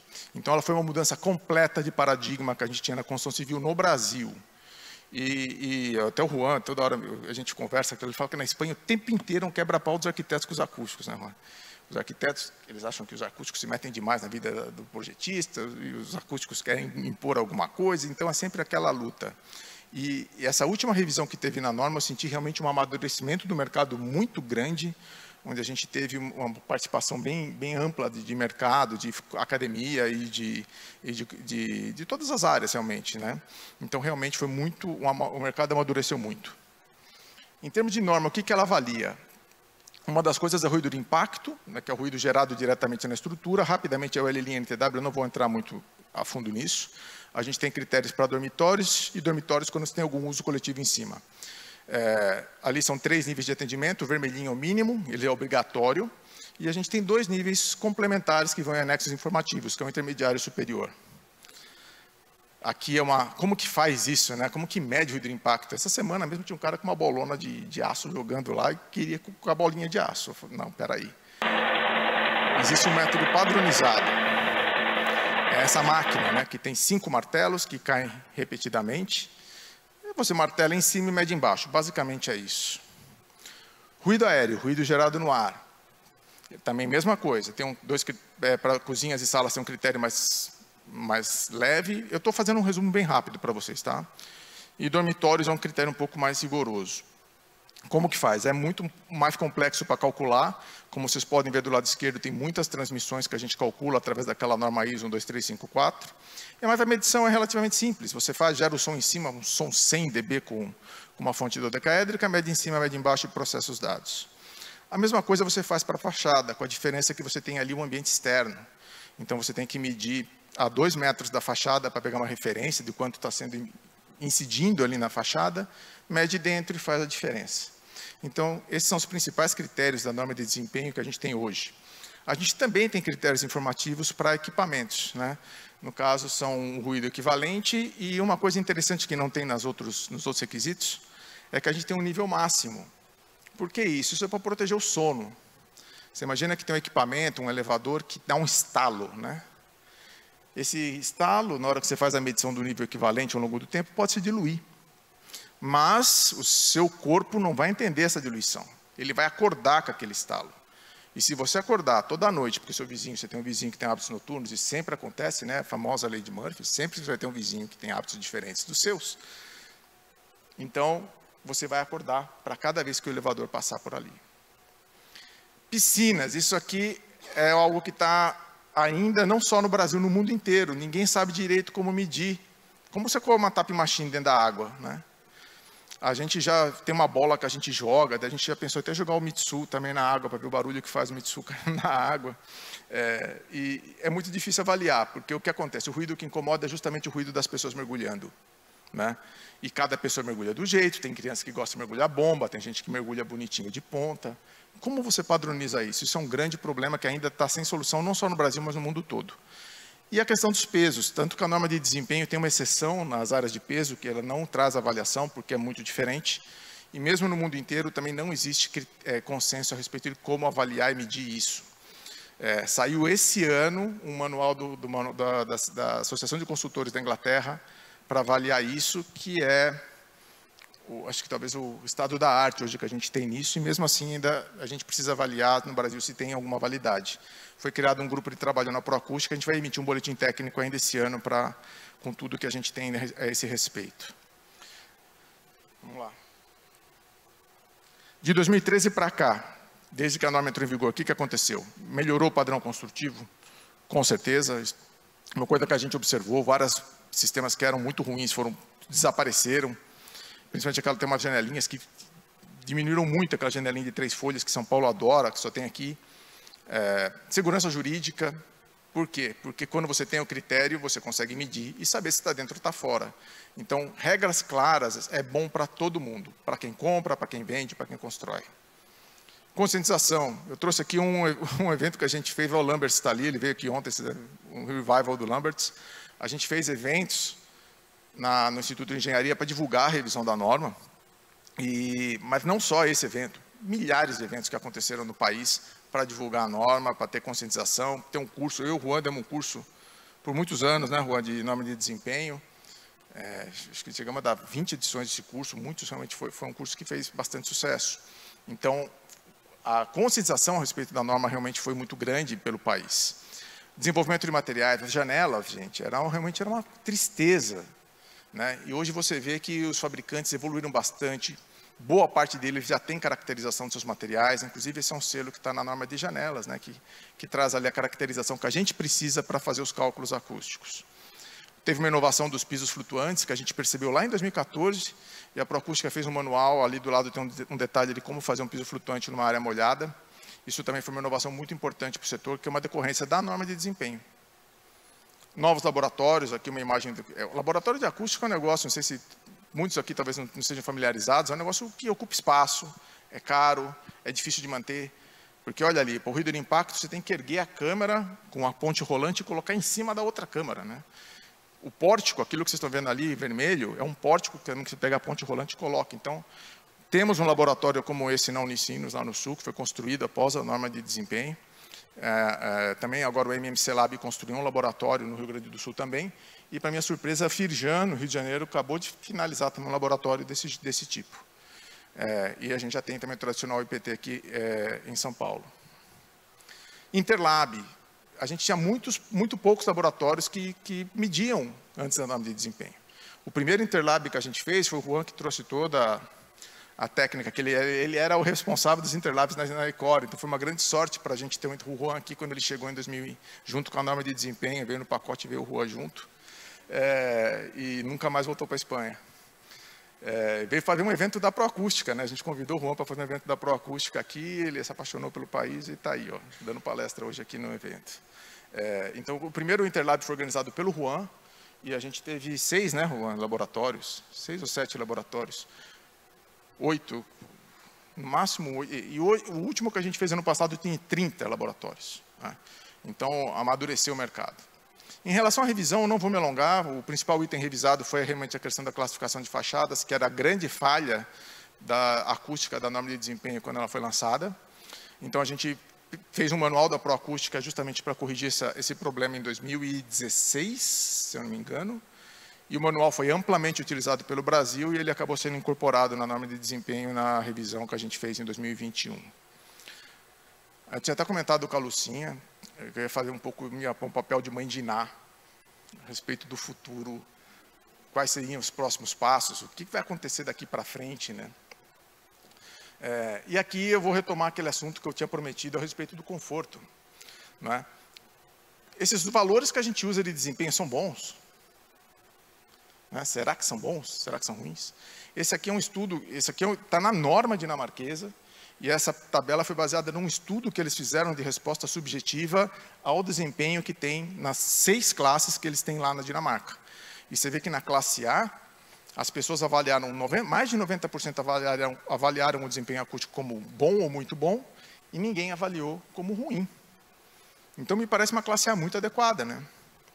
A classe B, 85% avalia como muito bom e 10% como ruim. Já na classe E e F, que são utilizadas para retrofit, edifícios antigos, que tem muito, eu vou mostrar um slide também, 5% acha que é bom ou muito bom e 65, 80% acha ruim. Então, aqui a gente, na verdade, traz a questão do conforto, né? A gente vai precisar passar por esse momento. E a gente vai precisar de muita ajuda da universidade para isso. Isso é um assunto que ainda está muito embrionário no Brasil, tem muito poucos estudos a respeito da nossa própria norma de desempenho, com 10 anos. A gente ainda não fez um estudo de larga escala com isso, né? Eu acho que isso aqui, temos tantos pesquisadores que a gente consegue até dinheiro FINEP, alguma coisa assim, porque é uma coisa tão importante que valeria a pena, até para quando a gente precisar melhorar os critérios de norma de desempenho, né, Milton? A gente consegue ter argumentos de falar, ó, a gente fez um estudo nacional e 85% acha que esse critério é ruim, né? Então, a gente hoje, se chegar para o mercado brasileiro e falar que pelos critérios da Bélgica é ruim, a resposta que você tem é lógico, você não está na Bélgica, você está no Brasil, né? Então, a gente precisa de dados brasileiros para justificar as melhorias aí da questão do conforto. A gente acha também que só o Brasil tem problemas? Não. Isso aqui é os sistemas de classificação que a gente tem na Europa. Isso é uma tabela Kabirgt, que estuda isso desde que eu me conheço por gente. Ela compilou todos os países. Então, tem país que faz A, B, C, D, E, F. Tem país que faz 1, 2, 3, 4. Tem país que faz 3, 2, 1, que é o número ao contrário. Como você deve imaginar, é alemão, porque alemão também faz assim ao contrário com os dedos, e também o número para eles é tudo ao contrário. Então, assim, é uma grande zona. Aí o que aconteceu? A gente tem isso foi resultado também de um trabalho, o Juan e a Carolina Monteiro participaram do COST, que um projeto pago pela União Europeia para harmonizar os indicadores que eles usam na Europa. E acabou resultando nesse TS, que é uma Technical Specification, que traz uma classificação acústica objetiva para o mundo todo, porque ela é ISO. Só que o que acontece, como ela é muito geral, a gente precisa adaptar para o país. Então, a Espanha já saiu na frente e já fez uma norma espanhola, baseada nesse TS, com o mesmo sistema de classificação, mas muito mais completa, adaptada para o sistema espanhol, e onde eles conseguem detalhar muito melhor o procedimento por estar dentro do país. Aqui eu trago um conceito também que eu conversei ontem com o Lambers a respeito disso, né? Como a gente muda as coisas. Porque está faltando um componente que a gente sempre tem dificuldade, que é a pessoa que compra o apartamento. Eles são milhões. Como que essa pessoa entende o que ela está comprando em termos de acústica, né? Isso já foi feito com geladeira, já foi feito com ar-condicionado, já foi feito com até secador de cabelo com selo ruído, né? Secador de cabelo, aspirador de pó. Isso tem um selo, né? A, B, C, D, E, F. Né? No caso, ele está só A, B, C, D, né? Essa foi uma proposta que eu fiz, inclusive depois tinha uma proposta conjunta para térmico, lumínico e acústico, né? Que eu acho que aqui é o local perfeito para falar disso, né? Que a gente ainda pode fazer uma etiquetagem ainda conjunta das três grandes especialidades ali do desempenho e do conforto, né? Então, isso ia trazer o consumidor, a última ponta, a pressão que a gente precisa, na verdade, para que isso realmente ganhe escala, né? Hoje, a escala é muito em função dos meios de financiamento, né? A Caixa exige ali, então, o grande cliente da norma de desempenho hoje é o Minha Casa Minha Vida, é a habitação popular. Isso foi uma revolução na acústica também. Você ter os seus clientes a parte mais simples, né, as habitações mais simples. Aqui, teve uma vez que eu mostrei na norma de desempenho, não sei se o Juan estava, eu mostrei os nossos critérios num congresso europeu, e tem alguns critérios que são bons. Tem um específico que é muito ruim, que é o ruído do impacto. E eu fiquei meio envergonhado, né? Falei, 80. Aí um alemão levantou a mão, né? Tudo ficou meio assim, falou, normal, isso assim, a gente passou por isso também. Nossos critérios no começo eram muito ruins.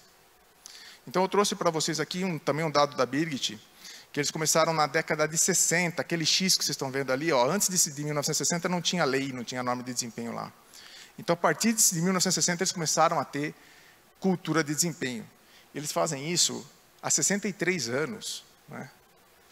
Então não dá para a gente chegar agora, querer que a nossa norma com 10 anos de idade tenha o mesmo grau de maturidade, de aplicação, de execuibilidade que uma norma de um país que está fazendo isso há 60 anos. Né? Então o alemão me tranquilizou, falou, cara, vocês chegam lá, mas vocês têm que insistir. Né? A Rani falou da resiliência, acho que a gente vai ter que ser resiliente realmente com isso. Insistir, fazer etiqueta, trazer o consumidor para o nosso lado, não pode deixar isso esfriar. E ali eu achei muito interessante, esse aqui é um artigo que eu trouxe, porque eles tinham um incentivo, o FE, são casas que estão fora da norma de desempenho deles. Então eles fizeram um programa de incentivo para as pessoas que têm casas que são muito ruins ali no F e no E, quais os elementos da casa que ele, se ele melhorar, ele vai melhorar o desempenho ali global da casa dele. Né? E aqui eu trouxe um último estudo, um estudo da Deloitte, encomendado pela Brainc, porque sempre são os acústicos falando de acústica, né?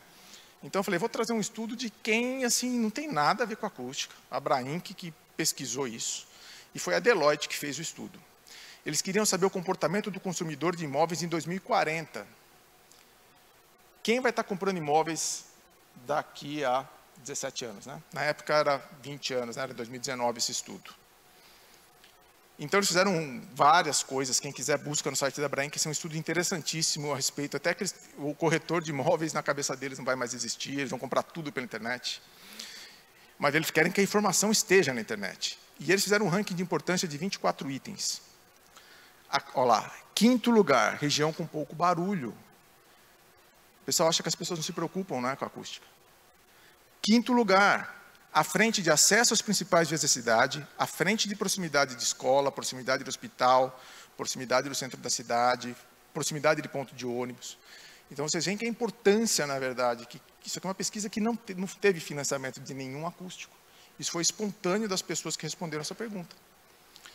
Outros itens prioritários, né? Aqui eles fizeram uma separação interessante que é por renda per capita. Quem ganha menos de 800, quem ganha mais de 3.000. E as janelas com paredes com isolamento acústico está como item prioritário para 44% das pessoas. Abaixo de R$800 por mês e 63 pessoas que ganham acima de 3.000. E acima, à frente da varanda gourmet, que é a coqueluche dos vendedores, né? Não, apartamento com varanda gourmet. Então, na ideia dessas pessoas do futuro, né, que vão comprar os apartamentos, a janela e parede com isolamento acústico tem mais importância do que a varanda gourmet. E não podia falar, estamos falando do futuro, com a minha bolinha de cristal, a respeito da inteligência artificial. Recentemente estive num congresso na Suécia e um rapaz da República Tcheca mostrou um estudo que ele fez. A gente tem muitos modelos matemáticos, que a gente calcula tempo de reverberação, isolamento, e ele fez uma inteligência artificial para calcular tempo de reverberação. E comparou com os métodos matemáticos mais modernos que a gente tem, com o que a inteligência artificial fez, sem fazer cálculo praticamente nenhum. Ele só tinha uma longa base de dados de que essa parede, com esse piso, com esse teto, dá esse resultado. E a correlação foi absurdamente melhor do que todos os cálculos que a gente tem hoje para fazer. Então, provavelmente, isso aqui também mãe de Iná, não garanto, né? Não assino embaixo, mas eu acho que vai acontecer. A gente vai ter inteligência artificial massivamente ali na questão dos cálculos acústicos no futuro próximo, porque os cálculos são muito complicados, demandam muita computação, e a gente está vendo que a inteligência artificial tem capacidade, através de outros caminhos, conseguir resultados melhores do que a gente consegue com os modelos matemáticos. Bem, um pouco um resumo, né? Saímos de cavernas e fomos morar em casas onde a gente controla o desempenho. Entendemos o que tem valor, no caso da acústica, mais ainda, eu trouxe dados de que as pessoas enxergam o valor que a acústica tem. A gente criou mecanismos de métricas através de norma de desempenho, quantificação, de projeto e verificação. A gente já testou isso em campo, estamos há 10 anos fabricando casas dentro desse processo e vimos que funciona. E a respeito do futuro, é isso, né? A gente criou causas e condições para estar nesse ponto hoje. E esse futuro vai ser resultado das causas e condições que estamos criando agora, né? Então, esse movimento que a gente está fazendo agora de etiquetagem, de buscar uma classificação que reflita ali a qualidade acústica do imóvel, que chegue mais perto do conforto, é algo que a gente pode trabalhar bastante aí para construir esse futuro aí que a gente quer. Obrigado, gente.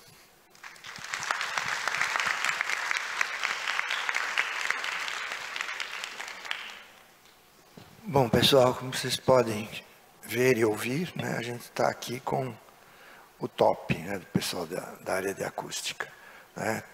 O que foi explanado aqui, colocado para vocês, eu acho que a gente está num caminho, se realmente tudo que foi exposto aqui, né, a gente conseguir uma boa parte ser aplicado, né, a partir da universidade e das empresas que atuam, né, e que até uma parceria, né, com universidades que a gente pode estar desenvolvendo, eu acho que a gente consegue chegar já um pouquinho mais para frente, né?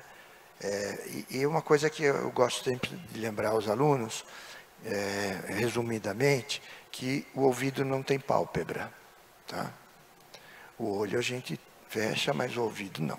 Então, tudo que a gente recebe de impacto, né, aí, tanto no meio urbano quanto nas nossas residências, eles podem não ter imediatamente um rebatimento, mas a gente vai, aos poucos, percebendo que isso vai interferir na nossa vida, tá?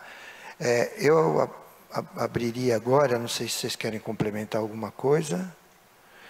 Para as perguntas, alguém está interessado aí em saber mais, aproveitar que eles estão aqui e explorá-los, né? Alguém quer fazer algum questionamento? Opa, tem lá. Você leva lá, por favor.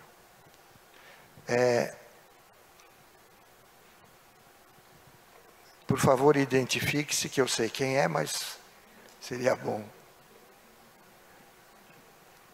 Bom dia, eu sou Sofia, eu sou orientanda da professora Rani também, lá na FAUSP. E eu gostaria de, primeiramente, parabenizar os três pela palestra, um tema realmente muito pertinente, mas nós sabemos da dificuldade dos profissionais em aplicar muitas vezes esse tema nos seus projetos, etc. Então, eu gostaria de direcionar a pergunta à professora Rani, eu fiz uma colinha aqui. Gostaria de saber como tem sido a aplicação do ensino da acústica nas escolas de engenharia e arquitetura no Brasil, e se você sente que os profissionais saem com a consciência necessária para a aplicação desses conceitos, ou como você acredita que seria o caminho necessário para que houvesse um pensamento mais amplo por parte dos profissionais, contemplando também o conforto acústico. Obrigada, Sofia. É muito boa a sua pergunta. Na verdade, eu acho que se eu fosse responder, eu falaria que não estou satisfeita em como os alunos saem da faculdade de arquitetura com relação ao conhecimento em acústica. Porque, geralmente, a acústica acaba ficando esquecido, né? E, na verdade, conforto como um todo, né? Muitas universidades a gente tem uma disciplina que abarca, né, as diferentes áreas de conforto. Então, é um desafio tentar levar, né, essa conscientização com relação ao conforto acústico para a graduação. Eu costumo dizer que da faculdade de graduação ninguém sai especialista em acústica, mas se o aluno se formar já sabendo diferenças, né, sabendo realmente qual é a diferença entre isolamento sonoro, absorção sonora, o que é a paisagem sonora, o que é a acústica urbana, acho que a gente já está fazendo o nosso papel. E esses alunos eles vão acabar se especializando, né? Poucos vão se especializar, buscando uma iniciação científica, um mestrado, um doutorado. Esses são os que vão, efetivamente, né, trabalhar com conforto acústico no futuro. Eu não sei como eu conseguiria mudar, né, sugestões de melhoria. Eu acho que talvez integrar as diferentes áreas que a gente tem, né, nas faculdades e ter sempre, não ter a divisão que infelizmente a gente tem na FAUSP, que a gente não tem em outras, mas separar, né, história, projeto e tecnologia, conforto está em tudo quanto é lugar, então realmente ter disciplinas, né, que sejam interdepartamentais ou multidisciplinares e sempre ter alguém de conforto junto para o aluno acompanhar isso durante toda a graduação.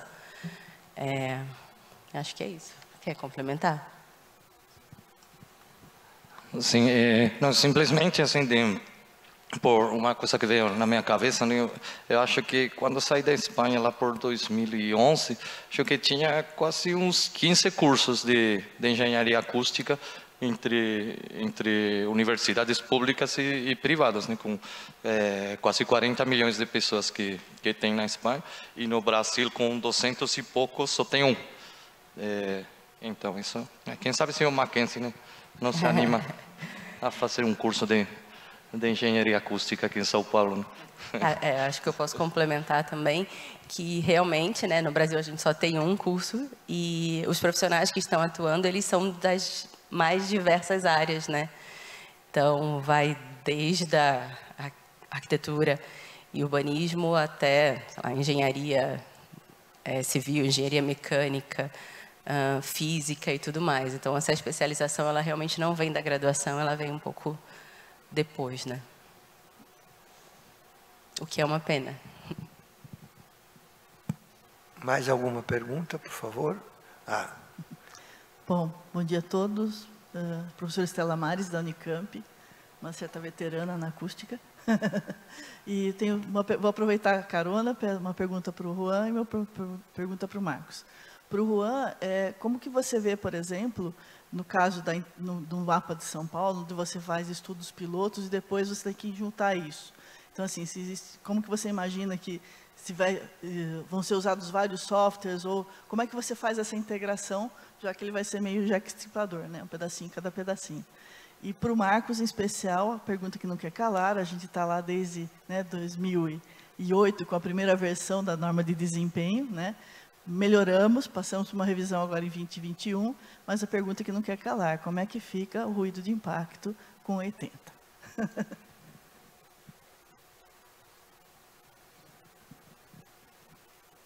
Obrigado, Estela Maris, pela pergunta. A verdade é que realmente o mapeamento de ruído de São Paulo, em certa medida, é um desafio, né? Porque eu acho que não existem, assim, na Europa, por exemplo, cidades desse tamanho, dessa proporção, como em São Paulo, né? Às vezes, as zonas nas quais se divide São Paulo, né? Madrid é minha cidade, uma das maiores cidades europeias, e ela é menor que a zona norte de São Paulo, em extensão e em população, deve andar aí.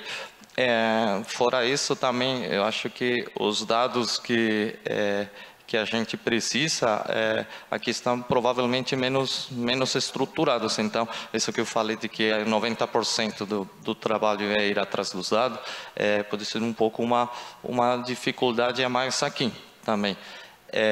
A gente, inclusive, na Proacústica pensou, né, não sei, igual fazer por bairros, integrar alguma coisa, fatiar um pouco, como o Marcos gosta de falar, fatiar o problema de São Paulo, né? Dividir, fazer um carpaccio e fazer vários mapas em função das diferentes zonas. Acho que seria igual uma boa para começar, mas acho que o principal seria, a gente já demonstrou que a realização do mapa é viável, já tem a experiência de outros lugares, inclusive de outras cidades latino-americanas que já tem mapa de ruído, e acho que já devemos começar, né? Porque todos os países, como o Marcos falou, tanto em acústica de edificação como em acústica ambiental, tiveram seus problemas, mas esses problemas, até não começar a trabalhar, não começar os primeiros mapas, eles não vão aparecer e não vamos ter a capacidade de resolver eles, né? Então, se ficamos assim esperando, né, a coisa que o problema só vai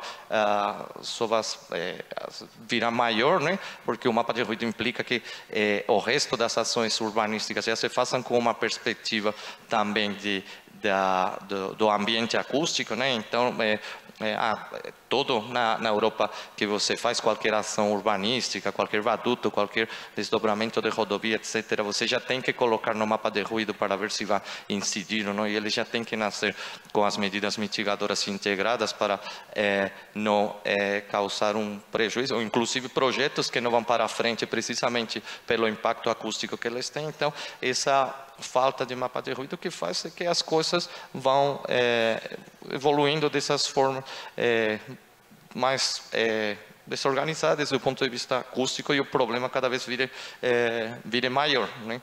Então, é uma coisa que acho que a gente precisa dar o start para poder fazer isso, e a forma de fazer, eu acho que deve ser, no caso de São Paulo, igual fatiar em umas unidades mais menores, né? Não sei se bairros ou zonas, para abordar com uma maior simplicidade. Oi, obrigado pela pergunta, Estela. Eu recentemente publiquei um artigo, né, foi no Madrid, foi em Madrid, onde eu peguei, dentro da amostra que eu tinha no escritório, né, acho que eu tinha 250, aproximadamente, medições de ruído de impacto. E 25%, aproximadamente 25% não passavam nos 80%. Então, assim, essa é a realidade hoje do Brasil, né? 25% hoje não passa no 80%. Né? Então, o que acontece? Qual a solução para isso? Eu me espelho, como o Juan disse, é um pouco o efeito Orloff, né? Eu sou você amanhã. A Europa passou por esse processo, eles foram melhorando gradualmente, um processo de 60, 70 anos para chegar no nível que eles estão hoje. Eles pesquisam. Recentemente, eu recebi um artigo daquela... Recentemente morreu aquela pesquisadora austríaca bem famosa, lembra? Você deve lembrar dela. Ela é referência na Áustria a respeito de Era, que faleceu faz uns 5 anos. E eles estão melhorando de 50 para 45 o ruído de impacto, porque ela fez um estudo amplo dentro da Áustria, que a população envelheceu e que 50, que era o critério que eles tinham mínimo, já não era o suficiente para atingir o conforto que eles querem na Áustria. Então, a gente só vai conseguir melhorar a hora que a gente conseguir demonstrar, através de um estudo amplo, um estudo com uma metodologia muito sólida, de que os 80 é ruim. Então, não temos nenhum estudo brasileiro hoje que tenha demonstrado isso. Pelo menos eu não tenho conhecimento. Então, inclusive, eu acho que é um assunto que é tão importante que consegue, como eu disse, até um financiamento para fazer um estudo na região norte, nordeste, sul, um estudo amplo que mostre, que demonstre como as pessoas avaliam. Eu acho a questão subjetiva talvez uma das mais importantes. Fala, pô, subjetivo, isso é subjetivo. Subjetivo vem de sujeito. Afinal de contas, para que a gente faz tudo o que a gente faz? Pensando no sujeito, pensando na pessoa que está lá dentro. Então, eu acho que agora a gente está justamente construindo esse futuro, como eu disse, né? Eu acho que não adianta a gente chegar daqui a 5 anos, quando tiver de novo a avaliação da norma, e falar, agora vamos abaixar para 65. Isso não tem como acontecer isso.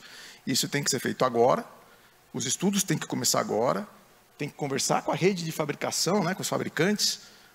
A gente precisa de uma solução para 65 dB que seja barata, uma solução brasileira, que seja adaptada para o mercado brasileiro, que você tem escala. Então, é um processo que na verdade, falta articulação realmente do país, né, para conseguir evoluir nisso, porque mudar o processo da construção civil do país, gente, é talvez uma das maiores indústrias do país, que movimenta o maior número de empregos, né? Então, cada vez que você mexe com a construção civil, cada real, cada % que você mexe ali, nós estamos falando de bilhões de reais. Então, é um trabalho que exige resiliência, né? Resiliência, insistência, determinação para chegar lá. Mas eu acho que a gente chega, mas precisa ter um planejamento. Bom, pessoal, dado o adiantado já da hora, eu gostaria que quem tivesse mais algumas questões, que as fizesse por escrito, que depois a gente encaminha, né, e colocasse o e-mail, enfim, as informações necessárias, que depois vocês responderiam.